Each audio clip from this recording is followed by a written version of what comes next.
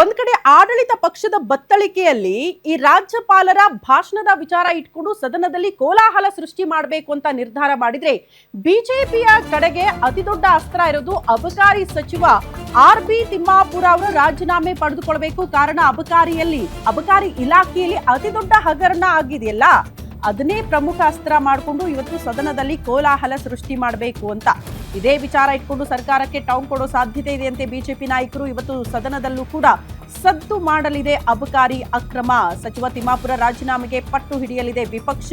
ವಿಧಾನಸಭೆ ವಿಧಾನ ಪರಿಷತ್ನಲ್ಲೂ ಕೂಡ ಅಬಕಾರಿ ಅಕ್ರಮವನ್ನ ಪ್ರಸ್ತಾಪ ಮಾಡೋದಕ್ಕೆ ನಿರ್ಧಾರ ಮಾಡಿದ್ದಾರೆ.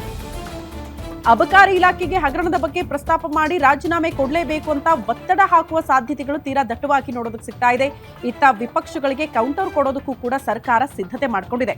ಬಿಜೆಪಿ ಕಾಲದ ಹಗರಣಗಳನ್ನ ಪ್ರಸ್ತಾಪ ಮಾಡಿ ತಿರುಗೇಟ್ ಕೊಡಬೇಕು ಅಂತ ತಂತ್ರಗಾರಿಕೆ ರೂಪುಗೊಂಡಿದ್ದು, ಮತ್ತೊಂದು ಕಡೆ ಗದ್ದಲಕ್ಕೆ ಕಾರಣ ಆಗುತ್ತಾ ತೆರಿಗೆ ಟ್ಯಾಕ್ಸ್ ಟೆರರಿಸಂ, ಇದು ಕೂಡ ಪ್ರಶ್ನೆ ಇದೆ. ಅದ್ರ ಜೊತೆಗೆ ಸಿಜೆ ರಾಯ್ ಪ್ರಕರಣವನ್ನ ಇಟ್ಕೊಂಡು ಬಿಜೆಪಿ ನಾಯಕರು ಇವತ್ತು ಗದ್ದಲ ಸೃಷ್ಟಿ ಮಾಡುವ ಸಾಧ್ಯತೆ ಇದೆ.